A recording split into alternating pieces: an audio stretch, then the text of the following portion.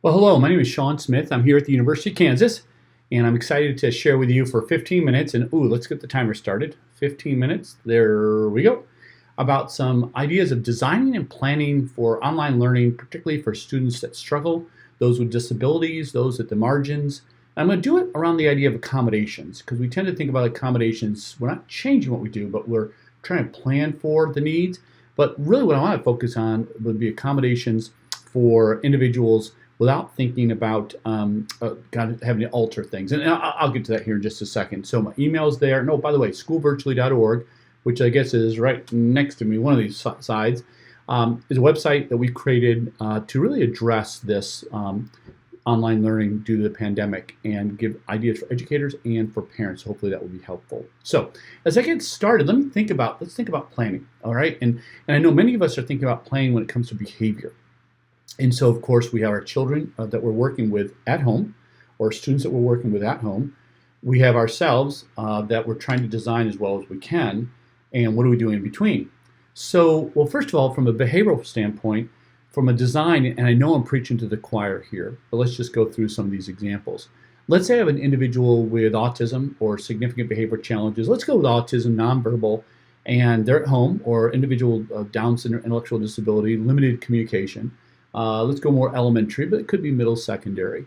And so from a design perspective, what am I going to do? Well, we know we're going to offer visuals. We know we're going to offer visual timers. We know we're going to offer transitions. We know we're going to offer a support and consequence, but also rewards. We're going to try to provide structure.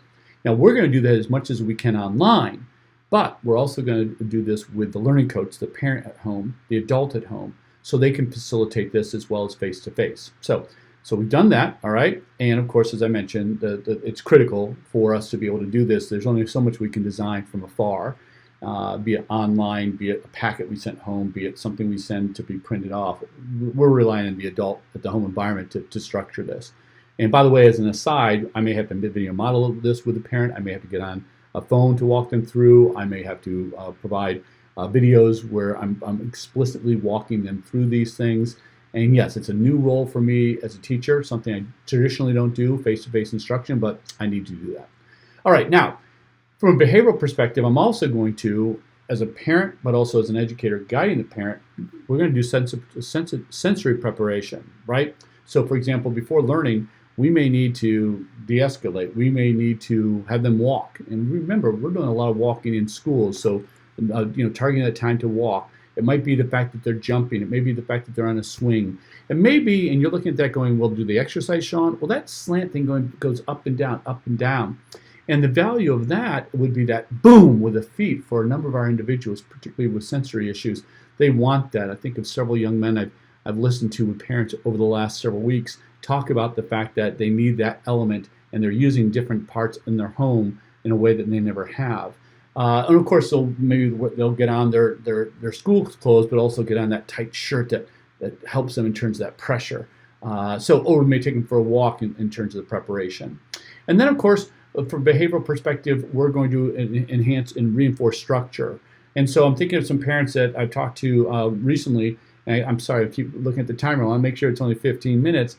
But in terms of planning, what they're doing is they're telling the parent, okay, so if bath time begins the morning, and then they get dressed, and then they eat, and then they get on the bus to go to school, they get in the van to go to school, then that's what we're going to do. Well, Sean, I telework, and I don't get home until 4, so we start school at 5 o'clock in the afternoon. Fine, then we're going to do a bath at 5 o'clock. What? Yeah, because that's the structure. That's what is so important to reduce the behavior. So we're going to design that, and we're going to let the parent know to do that. It may be a very brief bath, and then, of course, they get dressed, and maybe the same clothes, and it may be the fact that they are eating so they're nourished, but we're designing that, we're structuring that, and we're going to design for sensory breaks as well. So these are all things we can do from a design perspective, and we empower the adult at home to do this so that when they actually start with the instruction that we've designed as well, which we'll get to, the behavior hopefully will be reduced. So those are just some ideas, and of course along those ideas would be the fact that we offer visuals, beginning, middle, and the end. We could do everything from a whiteboard with markers to dashes, where we're offering a dash every time they complete something, and they're heading towards those 5 dashes, and they know 5 dashes means that they have a reward or a transition, whatever it may be. We're going to provide that timer, And if they want to be stubborn and they want to spend an extra 20 minutes being stubborn, then that means that when it comes to rewards, they may have to wait for 20 minutes. We'll put that timer down. 20 minutes is too long, of course, but it might be a little bit less. We're letting them know you made that decision, and so here are your consequences with the timer and the visualization. We're going to check off things when we move along. We may use technology like that visual planner app that breaks things down for to when things are done. So anyways, we employ all those things to be able to support our learner. By doing so, yes, we're in a way building for behavior, we're planning, we're designing, and of course, in the meantime, I'd argue we're doing some level of accommodations, but we'll get to that. All right, so let's think about some of our planning with accommodations. And so the big thing for me with accommodations is it's not altering the assignment, right? And so when we think of accommodations in schools, we tend to think about them in the area of presentation, response, timing, schedule, testing, the thing goes on. Now, I don't want to think about accommodations as something we want to add on. Instead, I want to think about accommodations a little differently. And so when I think of accommodations, and I think of design, and I think of planning for online learning, modifications, the list goes on, I think of a framework that I'd like to employ. And some of you are familiar with the Universal Design for Learning Framework, UDL, Universal Design for Learning. Now, some of you may not be, and this is not an opportunity to teach that, but I do want you to know that the purple, what, the blue, how, and the engagement, why, is a focus of UDL. And so what we do is we plan for that based on some of the tools we have available to us in the online experience, but also the distance experience. So let me give you an example. So from a planning design perspective, of course, you've seen this. And we're going to redistribute the boxes so that we go from equality to equity. Great. But UDL says get rid of the boxes and make the fence transparent. So we've designed for the fact that there's going to be height differences. There's going to be variability with those students. And so from a design perspective, we get rid of the fence, not so much as getting rid of it, it's not there. Rather, it's transparent, so it protects the athletes, it protects the fans. It still does its job, but we don't need the boxes. And that's what I want to reinforce with Universal Design for Learning when it comes to our design and planning for online learning. Now, this is simply a visualization to let you know that each of those colored areas, the purple, blue, and the green, the engagement, all those have guidelines, 3 guidelines for each, and a variety of checkpoints. We're not going to go into them in any detail. The visual I offer here is to reinforce the fact that we go from really getting started, where we're doing a lot of the pedaling and students riding along with us, to hopefully a level of independence in both all 3 areas. That's all I'm really going to be able to share right now on that. But the big thing for me is that if we think about designing and designing well, we actually have designed for a variety of learners to not only access information, but also share what they know, and in the process be engaged. So let's think of it from accommodations and connect it with digital solutions that when planned properly, we may need to no longer think about accommodations. And so let's think about that real quick. So when we think of a presentation, accommodations, we're basically changing the way information is presented. So we're going to design for that, and we're going to design for that from the get-go. So for example, we have digital text now. Well, good. So digital text will allow the individual to access the content. Ooh, but they need some tools, and a lot of those tools are built in. They're often called text-to-speech tools. Read Write, Bookshare, Learning Ally, Snap and Read. By the way, Learning Ally right now, it's free. Audiobooks and digital books. The audiobooks are mature reading, like my voice, your voice. The digital books are text-to-speech, which we computerized. Now, these text-to-speech options are different. So for example, Snap and Read is very popular in online learning. Why? Because it will read anything. Well, what do you mean anything? Well, some of the text that we have online are actually images. They're not actually digital text. If you tried to copy it, you'd be copying an image of the text. Snap and Read can read it. It doesn't need to just simply be digital text. Not only that, they'll translate it, they'll turn it into some study tools, they'll organize your notes from that, lots of different neat things. Now, Bookshare is something that if you are working with a child with a disability and you don't have access to this, I'd highly reinforce that you get access to it, because Bookshare, what it does is Bookshare provides digital text. And shoot, my phone is no longer working here. What's up? There we go. Bookshare offers digital text. Oh gosh, I think over 800,000 resources. Shakespeare, Charlotte's Web, anything in between. And so now I can use my text-to-speech reader and reading word by word, paragraph by paragraph, outlining and highlighting as I go along. And those are the text-to-speech tools, which Bookshare not only offers digital text, but also offers a text-to-speech tool. Okay, and of course our text-to-speech tools vary. This is one called Read Write. It's from the Text Help Company. It offers a variety of different tools. This one happens to be in a Google browser, and so when you open up the digital text in the browser, you have all these things that are available to you. So a variety of things. It will read it, it will highlight it, it will change vocabulary, it offers a dictionary, a host of other things. Now, audiobooks are also another component. Now, audiobooks beyond digital books, they give you the audio. And as I mentioned with like Learning Ally, which is free right now, it'll have a mature voice reading it, which is great. We'll be able to enunciate, we'll be able to reinforce, et cetera, versus a computer voice, which is just simply reading what the text has. Now, there's some differences there. Hoopla is a free app. You can get then access to your library, and your local library, without going in, will give you a list of digital books that you can read there. It's not a huge library, but it's pretty extensive. There's Scribd, there's Audible, there's a lot of different ways with audiobooks.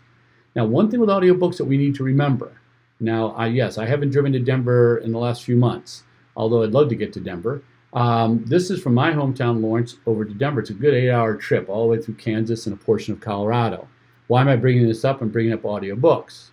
Well, the reality is I start listening to my audiobook. I'm starting driving from Lawrence, heading to Denver, and next thing you know, I'm an hour into the trip, and it's like, wait a minute, I haven't been listening or paying attention to that audiobook. I need to pull to the side of the road, generally within half an hour, and stop it and rewind it, and et cetera, et cetera. Well, a lot of our students with distraction issues and executive function issues are going to be like us driving that long distance and not paying attention to the audio. So audio in and of itself may not be enough. We may need to offer that digital support and things of that nature to facilitate it. So there are a number of digital books I can create to then be able to provide. Digital books offer the images, audio, allow for feedback, and a number of different things. Digital books, I can then level the text if I create the book. I can then put in relevant images. I can put in relevant video. A lot of these digital books creators are free. I just upload, they're online, and the students can access whenever they'd like. So one of the tools is Tar Heel Reader. Tar Heel Reader is really basic. It gives you an image and the text. This is actually a little bit more text than normal. This is one I found about the flu. And of course, a back and next button. Real simple. Each page is an image with text. You put the text in, so therefore you control how extensive it is. And by the way, the text-to-speech readers will outline and read it. But then there's also tools that will allow you to create books, like Pictello. And this is a template which you see what is the title of your story. You type it in, automatically it will speak it out loud. It gives you word prediction, so if the child wants to be creating the story, they can do it as well. And next thing you know, you have a storybook that you can then share with individuals. These are all alignment with UDL principles, particularly options for perception and options for comprehension. So there are accommodations, but we're also designing for the needs of the individuals. Sorry about that, but my phone, my timer just fell down. All right, other elements of video. And all video is not created equal, but there's a lot of different video tools out there. Of course, I select Ken Burns because I think Ken Burns is pretty awesome. But there's so many different videos out there. Bill Nye the Science Guy, there's Teach, there's Brain Pop, which is awesome, Brain Pop Jr., which has been free for the pandemic. There's a variety of things on YouTube, Khan Academy, of course, Crash Course. You're going to create potentially your own video, which is great.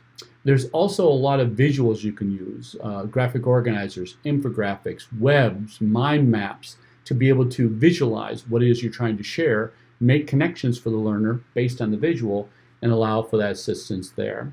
And of course, there's also ways of altering the text in Newsella, TweenTube, News2You. Will take traditional text and they'll add in visuals, they'll add in other components to assist in that understanding of that content. So these are all things we design in from the get-go, offer assignments, and in so doing, Newsella, for example, allows us to take traditional text and maybe at a 9th grade reading level and bring it down to a 3rd grade reading level. They do that, we don't. And so selection of things like that would be very, very helpful. We can also, of course, the traditional accommodations on the computer, larger font, colored font, things of background, et cetera, et cetera. But we can also, as many folks are doing now with some of our design, is we're actually having, from a presentation format, we're also having individuals have a reading hour where we'll go online and we'll read together. Grandma and Grandpa might read from afar. we'll record the reading and post it up there. So great for individuals with fluency and comprehension issues. Now I'm running out of time. It's about to go off, so I'm going to press stop. So we'll get into some of the scheduling, setting, and other accommodations, response accommodations, all those things we'll get into in our 30-minute session. Hopefully this got you thinking about accommodations, but more importantly, hopefully it got you thinking about how we can design very purposely for the home environment, as we mentioned with behavior, or just some of our digital design accommodations that would allow for a variety of different learners to access the information in a very purposeful way, which I hosted under accommodations, but the reality is if I design well, they're no longer accommodations, it's just good instruction. Looking forward to getting to know you virtually here for the next 30 minutes on this topic, and I'll answer any questions you might have. And of course, schoolvirtually.org, as I've shared before with you, offers a lot of that information that we've been talking about and that I have not talked about yet, but of course I'll follow up with in those 30 minutes. Thanks.